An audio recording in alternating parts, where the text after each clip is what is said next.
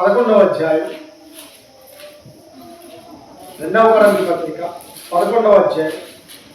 దయచేసి అందరూ పరిశుద్ధ గ్రంథాన్ని పరిశీలన చేయండి. కానుకలు ఇవ్వటం గురించి పరిశుద్ధ గ్రంథం ఏం చెప్పింది,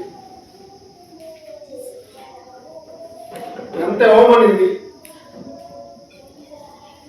ఎలా ఇస్తే దేవుడు సంతోషిస్తాడు అన్న సంగతుల్ని మనము ఆలోచించేద్దాం. 2వ కొరింథీ పత్రిక 11వ అధ్యాయం 8 నుండి చదవండి. ఒక 2 వచనాలు చదవండి. మీకు పరిచర్య చేయుటకై నేను ఇతర సంఘముల వలన జీతం పుచ్చుకొని వారి ధనము దొంగిలిన వాడనైతిని. మరియు నేను మీ యొద్ద ఉన్నప్పుడు నాకు అక్కర కలిగి ఉండగా నేను ఎవరి మీదను భారం మోపలేదు. మాసిదోనియా నుండి సహోదరులు వచ్చి నా అక్కర తీర్చిరి. ప్రతి విషయంలోను నేను మీకు భారంగా ఉండకుండా జాగ్రత్త పడి తిని.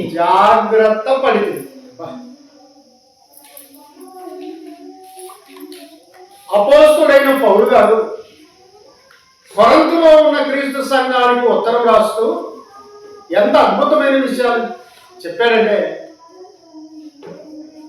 మాసిదోనియా సంఘం వారు నా ప్రతి అవసరతను గుర్తెరిగి అక్కడి నుండి వచ్చిన సోదరులు నా అవసరతను తీర్చారు. ఇతడు మాసిదోనియాలో ఉన్న క్రీస్తు సంఘానికి ఉత్తరం ఏమి రాయలేదు, సహాయం ఏమి అడగలేదు, కానుక పంపించమని కూడా చెప్పలేదు. కానీ మాసిదోనియా వాళ్ళు ఏం చేశారట, మాటికి పౌలు గారి సేవలో వారి అవసరతను తీర్చారు. సహోదరులు వచ్చి కానుకలు ఇచ్చారు అతగాడు. అయినా ఒక మాట అంటున్నాడు, చాలా జాగ్రత్తగా ఆలోచించాడు. నేను ఇతర సంఘముల వలన జీతం పుచ్చుకొని వారి ధనమును దొంగిలిన వారినైతిని. అంటే నేను పరిచయం చేసేది ఇక్కడ, ఎక్కడి నుండో నేను తెచ్చుకొని సేవ చేస్తే నేను వారి ద్రవ్యాన్ని, వారి ధనాన్ని, వారి కానుకని తీసుకొని వారికి సేవ చేయకపోతే నేనేమవుతాను తెలుసా? వారి ధనాన్ని దొంగిలించిన వాళ్ళయ్యాను నేను అన్నాడు. అంటే మందకు ఎక్కడైతే పరిచయం చేస్తాడో, ఏ మందనైతే కాస్తాడో ఆ మందపాలే తాగాలి. ఆ మంద దగ్గరనే కాను తీసుకొని వాడబడాలి. కాబట్టి నేను ఇతర సంఘముల వలన జీతం పుచ్చుకొని ఇదిగో వారి ధనం విషయంలో నేను దొంగనయ్యాను అంతే. చూసారా? కాబట్టి ఎక్కడో జీతం తీసుకొని ఎక్కడ పని చేయడం కాదు. ఎక్కడైతే పని చేస్తున్నారో అక్కడే జీతం తీసుకోవాలి. ఇది పౌలు గారు కొరింథీలో ఉన్న సంఘానికి నేర్పిస్తున్నాడు, చెబుతాడు.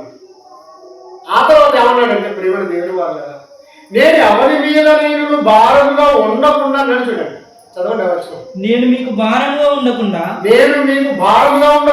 జాగ్రత్త పడి తిని ఇక ముందుకును జాగ్రత్త పడుదును. ఏంటట? సంఘం మీద భారంగా ఉండలేదు. నేనేం చేశానో తెలుసా?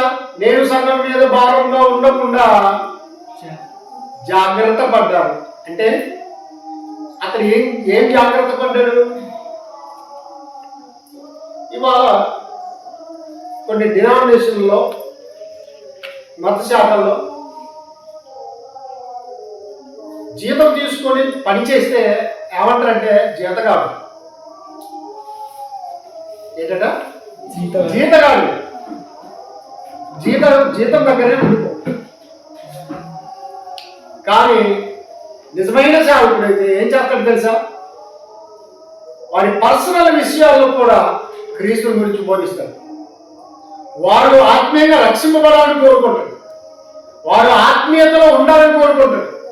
వారు సత్యమందు సరిగా ఉండాలని కోరుకుంటారు. వారు నొప్పించినా, ఒకవేళ వారు నిందించినా పర్వాలేదు. అయ్యా వాక్యం ఇలా ఉంది, సోదర వాక్యం ఇలా ఉంది, మనం ఇలా ఉండాలి. అలాగైతే మనం పరలోకం చేరగలము, అలాగైతే మనం రక్షణ పొందుకోగలము అని చెబుతాడు. జీతగాడు ఏం చేస్తాడు? జీతగాడే అంతవరకే పనిచేస్తాడు. నువ్వు రక్షింపబడినా పర్వాలేదు, రక్షింపబడకపోయినా పర్వాలేదు, నాకేం బాధ లేదు. మీరు రావాలి, కానుక ఇవ్వాలంటే. మీరు దొంగతనం చేసి తెస్తారో నాకు తెలియదు, నరహత్య చేసి తెస్తారో నాకు తెలియదు, కానీ నువ్వు ప్రభులో ఉన్నావో లేదో తెలియదు, లోకానుసారంగా తిరుగుతున్నావో అది నాకు అవసరం లేదు, కానీ ప్రార్థనకు వస్తే పర్వాలేదు, 4 మాటలు చెప్తే చాలు, నాకు నెలకు జీతం వస్తే చాలు. ఇలా ఉన్నారు పనివాడు జీతానికి పాత్రుడు. ఆ జీతం ప్రభు యేసుక్రీస్తు వారు వచ్చినప్పుడు తెస్తాడు. వాని జీతము ఇచ్చేస్తాడు, ఆయన భాగ్యవాడించాడు. అయితే ప్రియమైన దేవుని వాళ్ళు చాలా జాగ్రత్తగా భూమి మీద భౌతిక సంబంధమైన ఈ జీతాల గొడవల్లో చాలా మంది బోధకులను దూరం చేసుకున్నారు. చాలా మంది బోధకులు సంఘాలను దూరం చేసేసారు. గమనించారు? మరికొన్ని సంఘాల్లో ఏం చేశారంటే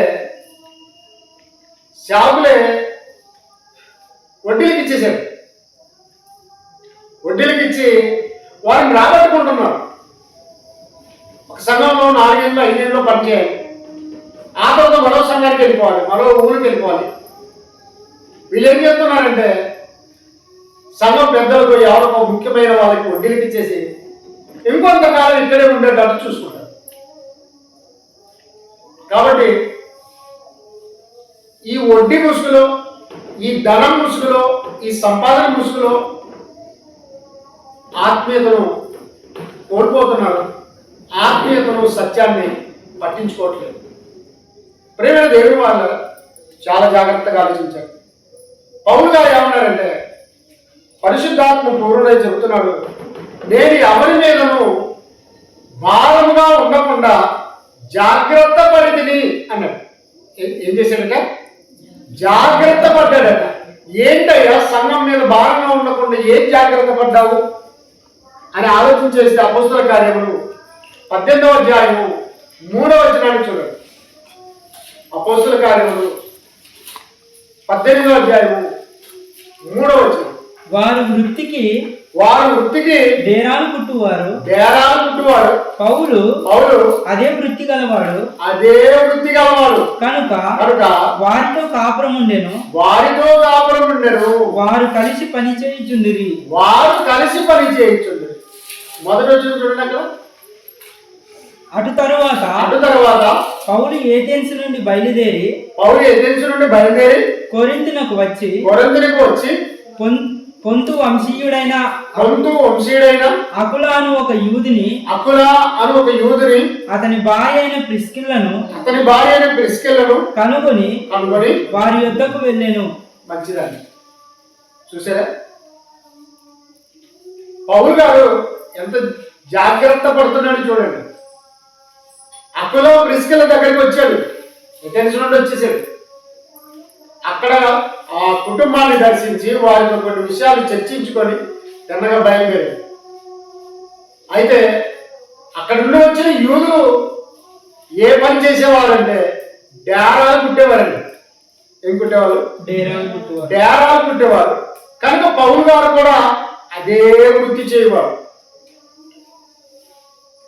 కొన్నిసార్లు క్యాస్ట్ సర్టిఫికేట్, ఇన్కమ్ సర్టిఫికేట్ ఇలాంటివి అడుగుతున్నప్పుడు వృత్తి అడుగుతారు. ఏం పని చేస్తున్నారు అని. వృత్తి అంటే పని. ఏం పని చేస్తున్నారు? కొంతమంది చదువుతున్నామని, కొంతమంది కూలి పని చేస్తున్నామని, లేదా కొంతమంది ఉద్యోగం చేస్తున్నామని, ఈలాగు అందులో రాస్తారు. మరి పౌలు గారి వృత్తి ఏంటంటే తన జీవనం కొరకు, తను బ్రతకడానికి, ఇతరుల మీద భారంగా ఉండకుండా ఉండటానికి అతగాడు డేరాలు కుట్టేవాడేటండి. ఏం కుట్టేవాడు? డేరాలు. డేరాలు కుడితే ఏమొస్తాయి? డబ్బులు వస్తాయి. డబ్బులు వస్తే ఆర్థిక విషయాలన్నీ కూడా తీర్చుకోవడానికి వీలవుతుంది. ఒకరికి భారంగా ఉండాల్సిన అవసరం లేదు. బాగా గమనించాలి. 33 ఏళ్ళ కిందట నేను కొత్తగా బైబిల్ ట్రైనింగ్ పూర్తి చేసుకొని ఒక సంఘానికి వచ్చాను. 1 సంవత్సరం పాటు నాకు ఆ సంఘాన్ని అప్పగించారు. నువ్వు సేవకుడిగా అక్కడ పనిచేయాలి. మొట్టమొదటి ఆ ఊరికి వెళ్ళాను. ఒక పెద్ద ఆయన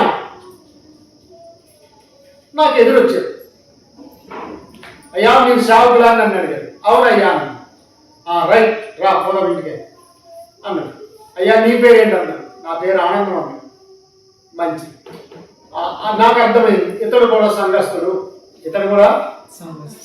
అని అర్థమైంది. బాగా ఉంది. ఆ తర్వాత ప్రార్థనకి వెళ్ళాం. చర్చ్ బిల్డింగ్ నిండా జనం వచ్చేసారు. నాకు పరిచయం అయింది ఆయన ఒక్కడే కదా. ఆయనకు నేనేం చేశాను తెలుసా?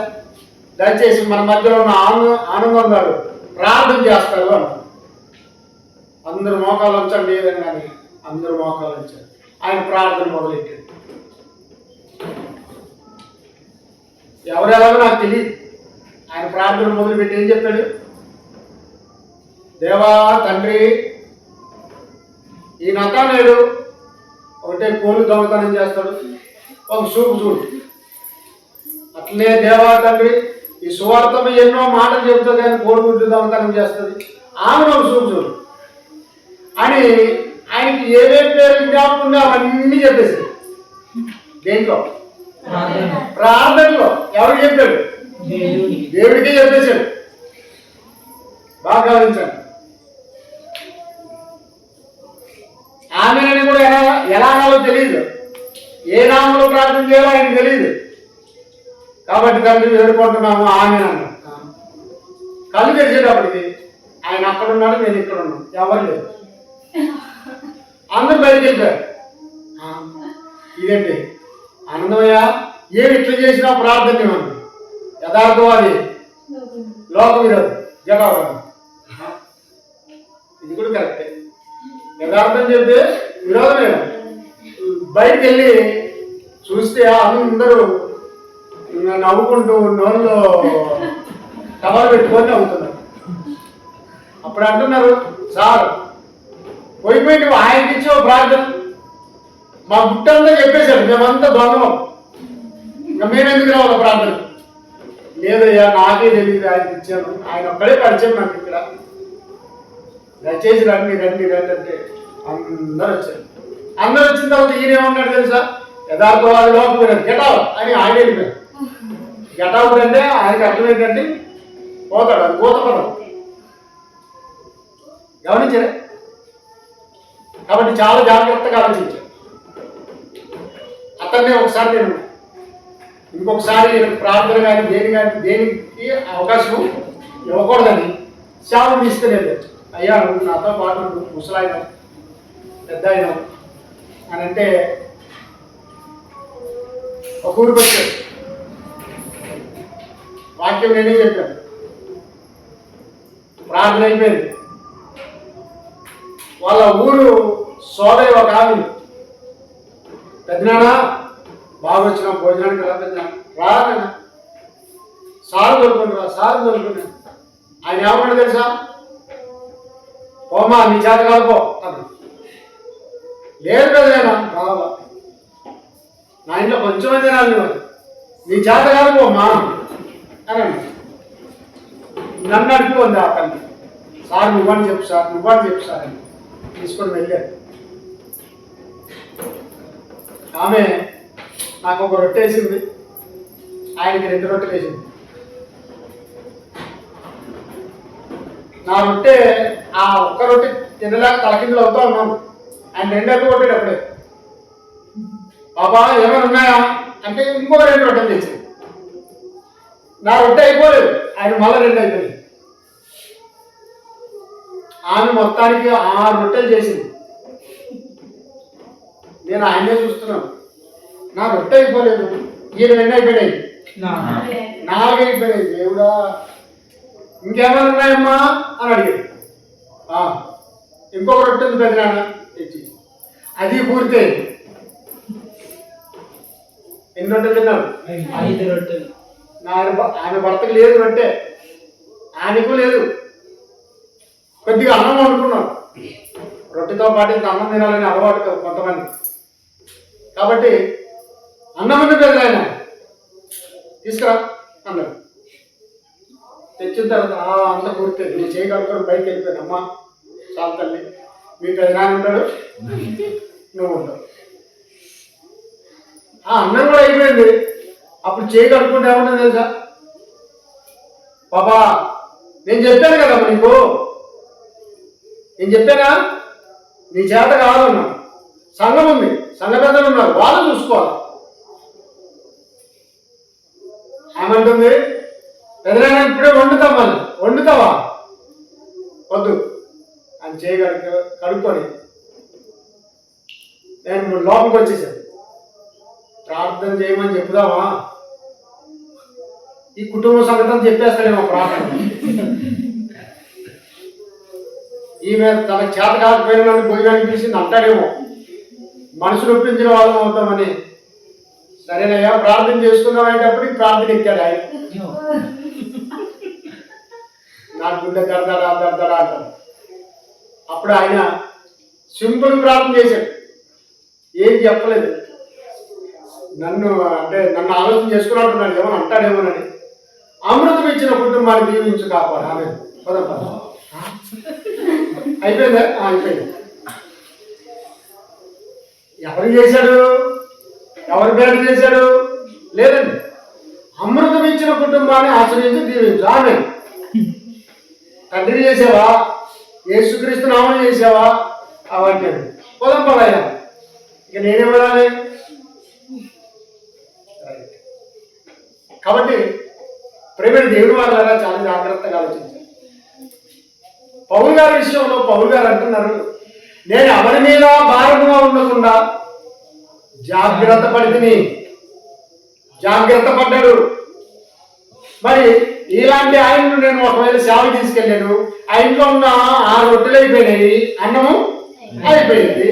మరి ఇప్పుడు ఆ రాత్రి భోజనం తయారు చేసుకోవాలా? భర్త ఏమనుకోవాలా? ఇంకొకసారి సేవకులు ఇంటికి పిలవాలంటారా? పిలవకూడదంటారా?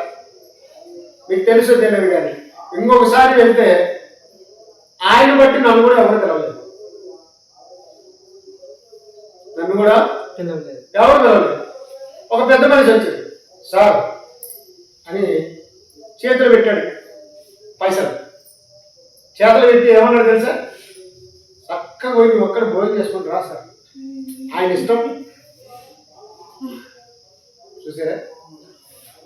ఆయన సేవ చేయడు, వాక్యం చెప్పడు.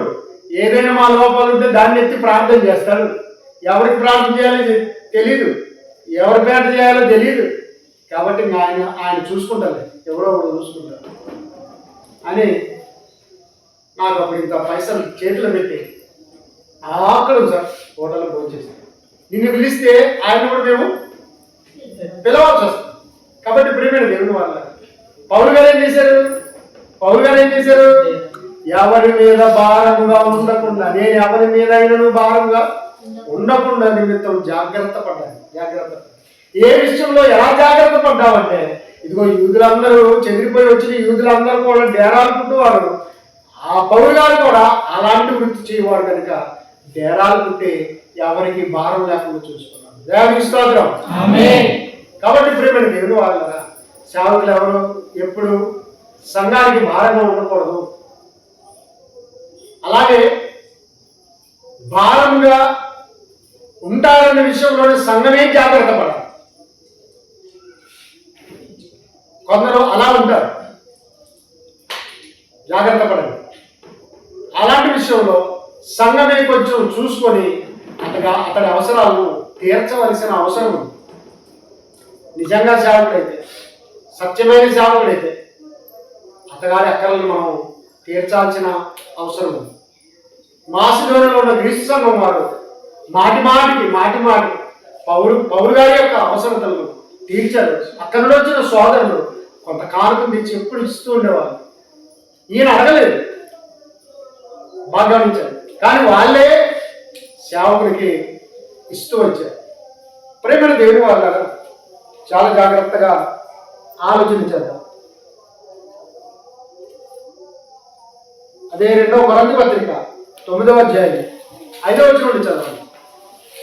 2వ కొరింథీ పత్రిక పక్కనే 9వ అధ్యాయం కావున 9వ అధ్యాయము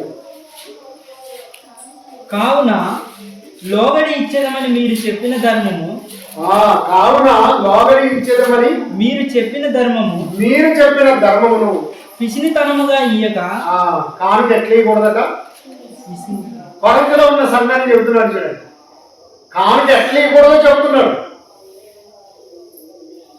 మీరు చేసే ధర్మము, మీరు ఇచ్చే కానుక ఎలా ఉండాలి అంటే పిసినితనాన్ని ఇవ్వద్దు. పిసినితనం అంటే పిసినార్థనం అంటే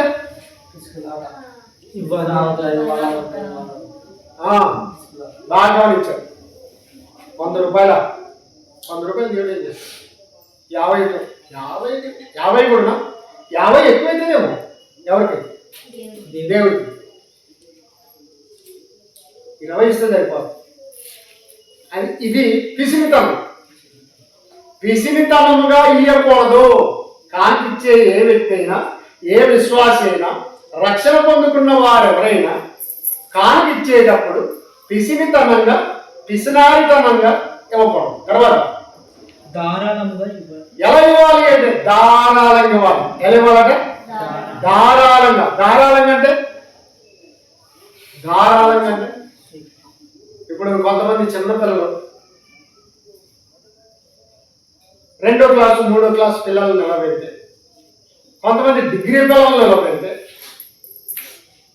ఇంగ్లీష్లో ఏదైనా మాట్లాడండి అంటే ఈ చిన్న పిల్లోడు 2-3 క్లాస్ చదివిన పిల్లోడే అనర్గళంగా మాట్లాడారు అనుకోండి, నీళ్ళను మింగినట్లు. బాగా గమనించండి. అలాగే ధారాళంగా, అనర్గళంగా అంటే ధారాళంగా, ఏం తడబాటు లేకుండా, ఏం సంశయం లేకుండా, ఆగాలి నక్కి అలా కాకుండా మాట్లాడాడు అనుకోండి. డిగ్రీ చదివిన పిల్లడు ఆశ్చర్యంగా చూస్తాడు. నేను డిగ్రీ చదివాను, నాకు సరిగా రాదు. గమనించారా? ఇది ధారాళం. అలాగూ కానుక ఇచ్చేవాడు ఎలా ఇవ్వాలట? ధారాళంగా ఇవ్వాలట. అంటే దాన్ని దాచిపెట్టి ముక్కలు చేసి సగం ఇంకో కొంచెం ఇద్దాం అలాగే ఇవ్వకూడదు. కానీ తీసుకోవాలా, ఇవ్వాలి. ధారాళంగాను ఇవ్వలేదు. తర్వాత ధారాళంగా ఇవ్వాలని చెప్పి సహోదరులు మీ యొద్దకు ముందుగా వచ్చి దానిని జమ చేయుటకై వారిని హెచ్చరించుట అవసరమని తలంచి కొంచెంగా విత్తువాడు కొంచెంగా పంట కోయును సమృద్ధిగా విత్తువాడు సమృద్ధిగా పంట కోయును అని ఈ విషయమై చెప్పవచ్చును. కానుక విషయాన్ని చెబుతూ ఏమన్నాడంటే విత్తనం గురించి, పొలాన్ని గురించి, పంట గురించి మాట్లాడుతున్నాడు చూడండి. ఎందుకంటే ఈ రూట్లో చెబితేనే రైతులందరికీ అర్థమవుతుంది. ఎందుకంటే యూదులు చాలా మంది రైతులు ఉన్నారు. కాబట్టి కొరంతి పట్టణంలో కూడా చాలా మంది రైతులు ఉన్నారు. కనుక ఎలా చెప్పాలి? పిసిరితనంగా కాకుండా ధారాళంగా కానిది అని అంటే కొందరికి అర్థమవుతుంది, మరికొందరికి అర్థం కాదు. కనుకనే ఆ ఇచ్చుట గురించి ఎలా చెప్పుకుంటూ వచ్చాడంటే కొంచెంగా విత్తువాడు కొంచెంగా పంటకు వస్తాడు, ధారాళంగా విస్తారంగా విత్తువాడు విస్తారమైన పంట. పిడికడు గోంగూర విత్తనాలు తీసుకొని బాగా పిడికడు గోంగూర విత్తనాలు తీసుకొని మీ పొలంలో చల్లారనుకోండి,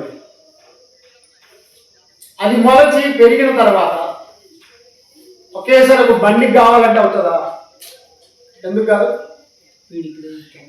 పిడికడే కనుక దానికి సంబంధించిన ఒక ఏమంటారు ఒక మోపు కావచ్చు, పెద్దగా పెడితే ఇంకో 2 మోపులు అంటారు అంతే.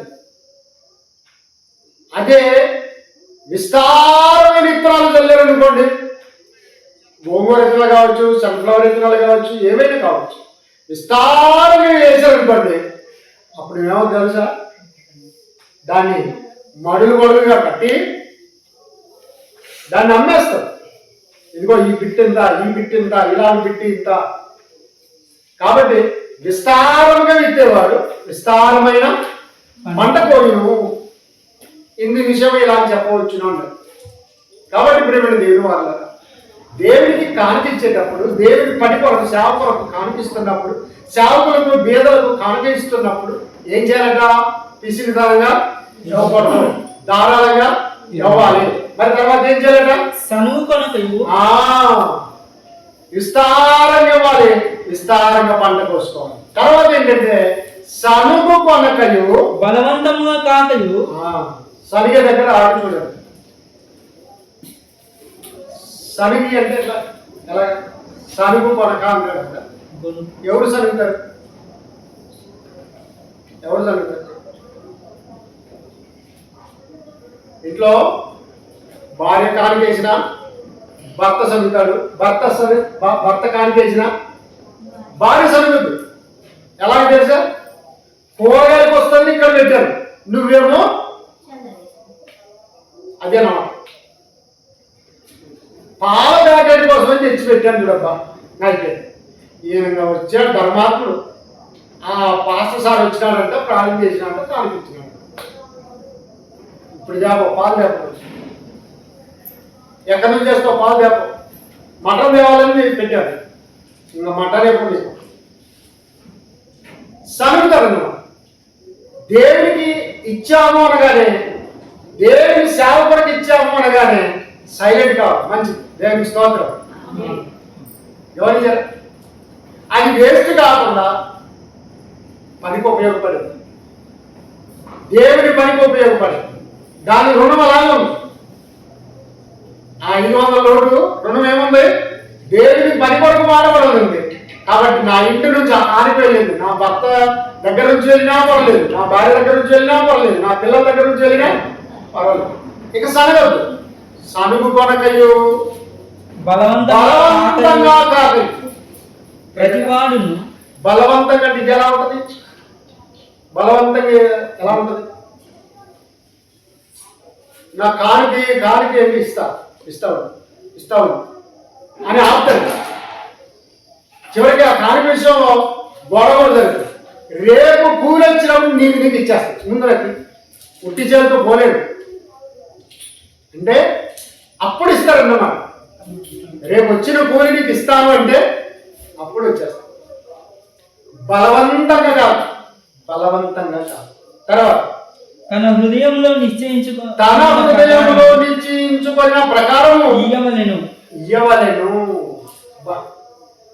ఎవరెవరైతే దేవుని పిల్లలో, ఎవరైతే విశ్వాసులో ఆరాధనకి వెళుతూ ఉన్నప్పుడు కానుక నిర్ణయించుకోవాలట. తమ హృదయంలో నిశ్చయించుకున్న ప్రకారం, తమ హృదయంలో నిశ్చయించుకున్న ప్రకారం ఇవ్వవలెను. నిశ్చయించుకోవాలి, నిర్ణయం తీసుకోవాలి, డిసైడ్ చేసుకోవాలి. ఈరోజు నేను కానుక ఎంత ఇవ్వాలి అని నిర్ణయం చేసుకోవాలి. బాగా ఆలోచించండి ప్రేమని దేవుని వాళ్ళు. కాబట్టి కానుక ఇచ్చేవారు ఇలా ఇవ్వాలి. ఎలా ఇవ్వకూడదంటే సనుగుతే ఇవ్వరాదు, బలవంతంగా ఇవ్వరాదు, పిసినితనంగా ఇవ్వరాదు, ఇష్టం ఉండి లేక ఇవ్వరాదు. అలాగా నేను ఆరాధన చేస్తున్నాను నా తండ్రిని అన్నప్పుడు ధారాళంగా ఇవ్వవలసిన వారమై ఉన్నాం. ప్రేమైన దేవుని వారులారా, అపోస్తుల కార్యములు 5వ అధ్యాయం మొదటి నుండి కొన్ని వచనాలు చదవాలి. ఇది మీకు తెలుసండి, అయినా మరోసారి చెబుతాను. అపోస్తుల కార్యములు 5వ అధ్యాయం మొదటి వచనం. అననీయ అను ఒక మనుష్యుడు ఉండెను. తన భార్య అయిన సప్పీరాతో తన భార్య అయిన సప్పీరాతో ఏకమై ఏకమై పొలమమ్మెను. పొలమమ్మెను. భార్య ఎరుకనే వాడు దాని వెలలో కొంత దాచుకొని కొంత తెచ్చి అపోస్తుల పాదముల యొద్ద పెట్టెను. మంచిదండి. మొదటి శతాబ్దంలో ఉన్న క్రైస్తవులు, మొదటి శతాబ్దంలో ఉన్న క్రీస్తు సంఘం ఎంత త్యాగం చేసిందంటే వారి యొక్క చరాస్థిర ఆస్తులను అమ్మి ఎక్కడ పెట్టేవాళ్ళు తెలుసా? ఎక్కడ పెట్టేవాళ్ళు? బ్యాంకులో, ఖజానాలో పెట్టేవాళ్ళ, బ్యాంకులో పెట్టేవాళ్ళ, వడ్డీకి ఇచ్చేవాళ్ళ? లేదండి. అపోస్తులు ఎక్కడైతే ఉన్నారో, అపోస్తులైన పేతురు ఉన్నారో, ఆ అపోస్తుల పేతురు యొక్క అపోస్తులైన పేతురు పాదాల దగ్గర తెచ్చిపెట్టారు. మనం ఏం చేస్తాము? 100 రూపాయల నోటు కింద పడిందనుకోండి, ఏం చేస్తాం భుజమ్మ? దాన్ని ఏం చేస్తాం మరి అమ్మా? సజు కళ్ళకి అద్దుకోవడం కాదు, అలాగే తీసుకోండి స్వామి అంటే రూపాయికి నొక్కుతా ఉన్నమాట. ఇది విగ్రహాలనే బాగా గమనించండి. కానీ ఎక్కడ పెట్టారు ఈ సంపదంతా, ఈ ఆస్తి అంతా, ఈ డబ్బంతా, ఈ రవిబంతా ఎక్కడ పెట్టారు? అపోస్తుల పాదాల దగ్గర పెట్టారు. ఎందుకు పాదాల దగ్గర పెట్టారు? ఈ పాదాలు సర్వలోకానికి వెళ్తాయి. సర్వలోకానికి వెళ్ళి సర్వ సృష్టికి సువార్తను ప్రకటిస్తాయి. కాబట్టి సువార్తను ప్రకటించు వారి పాదములు సియోను పర్వతం మీద సుందరములు అని ఎవరున్నారు? దేవుడే అన్నాడండి. దేవుడు సువార్త ప్రకటించే వారి పాదాలు ఎంత గొప్పగించాడంటే సియోను పర్వతం మీద సుందరములైన, ఆ సుందరమైన పాదాలని తన కుమారుడు మన ప్రభువుని యేసుక్రీస్తు ఏం చేశారు?